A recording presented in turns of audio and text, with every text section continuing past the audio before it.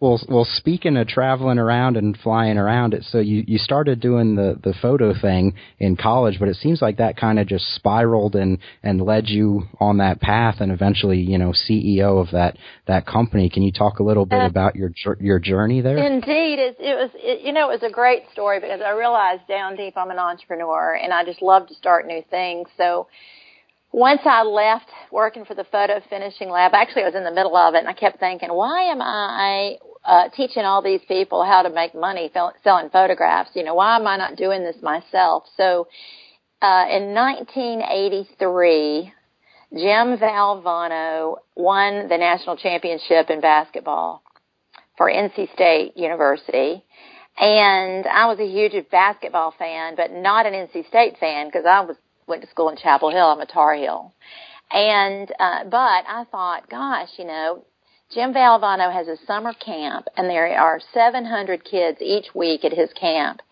And since he just won the national championship, I'm positive that their parents would love to have a picture with him.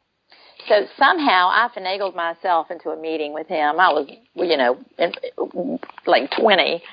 And went in and met him in his office. I'll never forget it. He had this big red leather chair with the seal of the NC State University in it, and the national championship trophy right there in his office.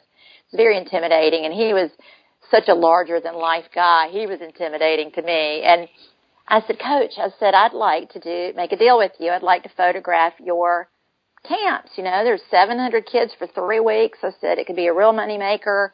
And he said, Carol, I'm not going to do that. I'm not going to stand there all day and get my picture taken with kids. He goes, I have a lot going on. And I said, it won't take all day. And I said, in fact, it'll take less than an hour. And he goes, I don't believe you. And I said, I'll make a deal with you. I said, if it takes more than an hour, you get to keep the profit. And if it makes less than an hour, then I get to keep the profit. Well, he's a competitor, so that just set it off. And he said, okay, deal. So we get there on the day of the event, and he has an assistant coach standing there with a timer. And I said, well, Coach, you got to do it my way. You can't talk to these kids. And sure enough, we did 700 kids in 52 minutes. And we had a stopwatch, clocking us. Well, after that, he loves the champion. So he fell in love, and he just said, I'll introduce you to people. And so that kick-started my company, photographing sporting events. And within, probably 6 months of that, I had booked, probably about 50 major college football teams from Notre Dame to Boston College to Florida State. Anybody that was big then is who I called on, because I thought, gosh, if you start at the top, then, everybody else will want to come around. And, I got so busy doing this side job, I had to quit my job and started this company, and it went on to be, a global company and I had it for 29 years. It was fantastic. Wow. Mm-hmm. And what drives you every day when you were doing that? Was there specific goals you had that you wanted to get certain markets, or did you just purely love what you did and that kept you going? You know what? For me, it's always just sort of been the love of the art of the deal.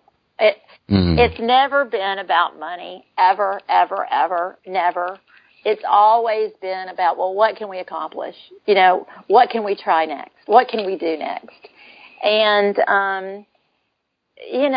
we kind of had in our mind that we were putting together memories for people. We photographed New York City Marathon. We photographed Ironman triathlons. We photographed almost every college football team in the country and all the bowl games. And we just thought, these are memories that people want to save, and we might as well be the people that help them capture that memory. Oh, so definitely. It was never for us about, how much money we can make this year. If you do what you love, then that comes.